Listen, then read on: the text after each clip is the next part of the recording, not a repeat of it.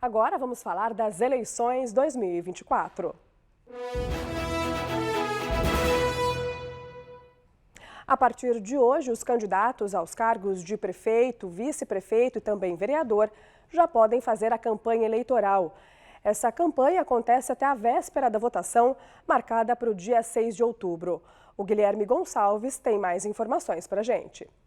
A Justiça Eleitoral também começa a fiscalizar os crimes eleitorais nesse período, porque já começa aí a campanha política com o registro das candidaturas. Estou aqui com o Marcelo, ele que é chefe do cartório em Franca.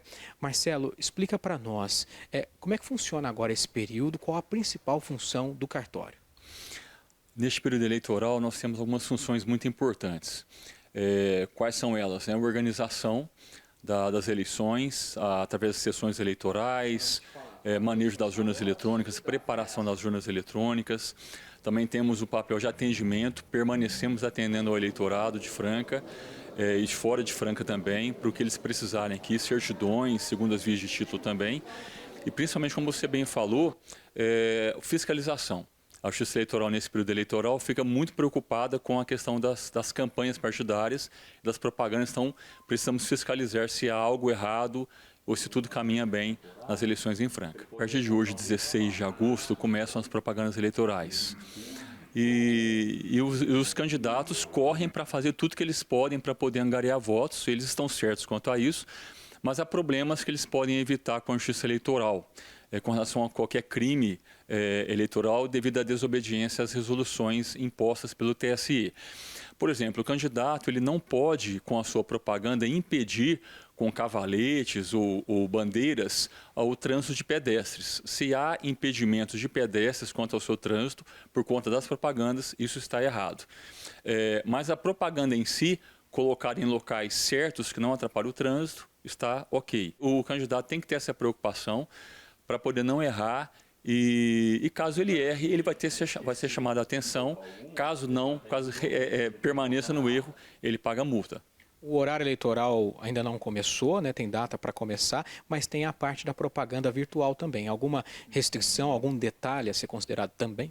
Olha, as restrições que a gente informa aos candidatos é que eles não façam nenhum tipo de difamação a outros candidatos. Mas fotos de santinhos, panfletos em WhatsApp, isso não há nenhum tipo de problema em ser colocado para as pessoas. Sempre que usar a inteligência artificial, avisar que tem ali naquela propaganda também, né? Sim, perfeito. Avisar para o eleitor não ser confundido com relação à inteligência artificial. Ontem foi o último dia, 15 de agosto, para o registro oficial de candidatos, mas há ainda aqueles que podem se sentir prejudicados quando o edital for publicado, há também substituições. Então, ontem foi o prazo oficial de encerramento, mas também ainda há possibilidade de substituições e de registros individuais. Aqui em Franca, mudanças em locais grandes de votação, né? Perfeito. Este ano, a 46 precisou alterar 2 locais de votação.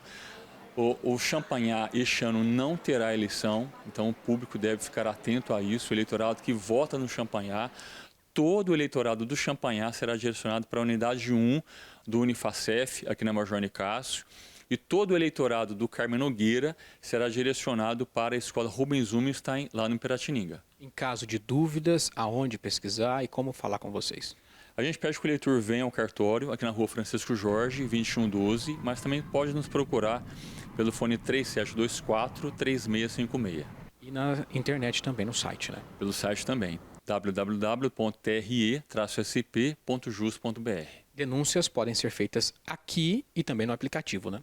Sim, o eleitorado pode vir ao cartório sem nenhum problema, mas a gente prefere que eles façam pelo Pardal, que é o melhor local para ele fazer representações de propagandas eleitorais irregulares.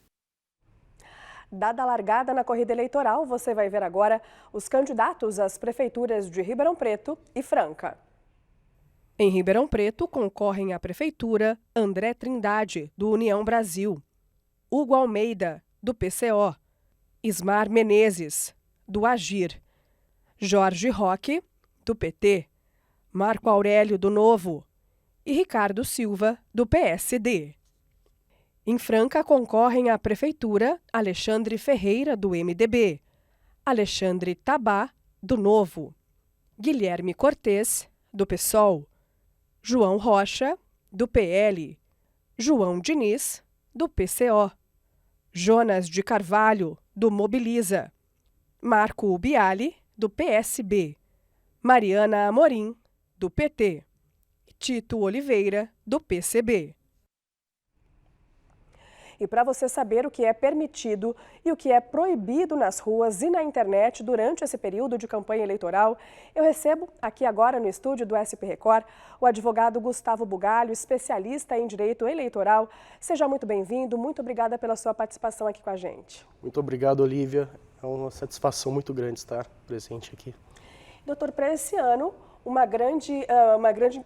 grande desafio é justamente o uso da inteligência artificial, a regulamentação disso, né? Como é que vai ficar? Exatamente. Esse ano é uma grande preocupação do Tribunal Superior Eleitoral, porque assim, é permitida a utilização de inteligência artificial, só que tem que vir avisado, né? Tem que ter uma marca d'água, ou se for áudio, tem que vir avisando. E trata-se de uma inteligência artificial. E uma grande preocupação é o que eles chamam de deepfake, que é você usar a imagem ou voz de pessoas para falar coisas que a pessoa não falou, né? Aquela informação falsa. Tudo isso está na mira do Tribunal Superior Eleitoral. Bom, os registros das candidaturas, né, dos candidatos, já acabou o período, já acabou esse prazo, mas ainda pode ter alguma mudança nos candidatos? Sim, o registro terminou ontem às 19 horas.